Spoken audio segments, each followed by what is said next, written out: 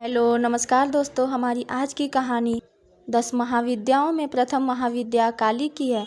इस कथा को सुनने के बाद आपकी सारी मनोकामना पूरी होगी, इसलिए इस कथा को पूरा जरूर सुनें। कथा इस प्रकार है कि 10 महाविद्याओं में काली प्रथम महाविद्या है। महाभागवत के अनुसार महाकाली ही मुख्य है और उन्हीं के उग्र और सौम्य दो रूपों में अनेक रूप धारण करने वाली 10 महाविद्याएं हैं।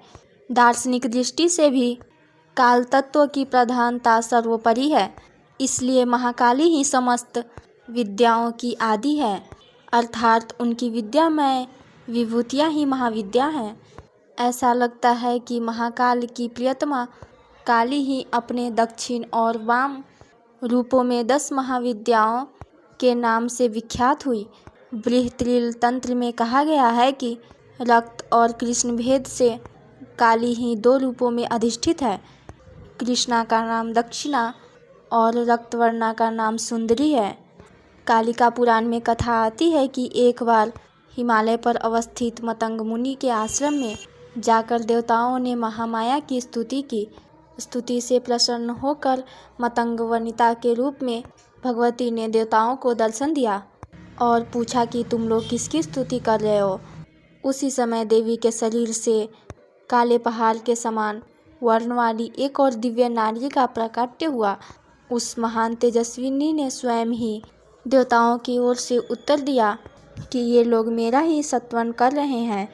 वे काजल के समान कृष्णा थी, इसलिए उनका नाम काली पड़ा।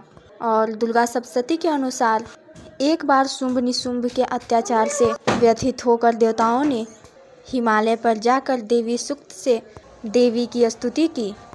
तब गौरी के देह से कौशिकी का प्राकट्य हुआ। कौशिकी के अलग होते ही अम्बा पार्वती का स्वरूप कृष्ण हो गया, जो काली नाम से विख्यात हुई। काली को नील रूपा होने के कारण तारा भी कहते हैं। और नारद पांचरात्र के अनुसार एक बार काली के मन में आया कि वो पुनः गौरी हो जाएं। यह सोचकर वे अंतर्ध्यान हो गई। तब शिवजी ने नारद जी से उनका पता पूछा। नारद जी ने उनसे सुमेरु के उत्तर में देवी के प्रत्यक्ष उपस्थित होने की बात कही। शिवजी की प्रेरणा से नारद जी वहां गए।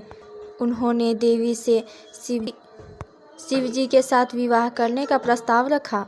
प्रस्ताव सुनकर देवी क्रोध हो गई और उनकी देह से एक अन्य षोडशी विग्रह प्रकट हुआ और उससे छाया विग्रह त्रिपुर भैरवी का प्राकट्य हुआ। काली की उपासना में संप्रदायगत भेद है। प्रायः दो रूपों में इनकी उपासना प्रचलन में है। भव बंधन मोचन में काली की उपासना सर्वोत्कृष्ट है। शक्ति साधना के दो पीठों में काली की उपासना श्याम पीठ पर करने योग्य है। भक्ति मार्ग में तो किसी भी रूप में उन महामाया की उपासना फलप्रदाय है, पर सिद्धि के लिए उनकी उपासना वीर भाव से की जाती है।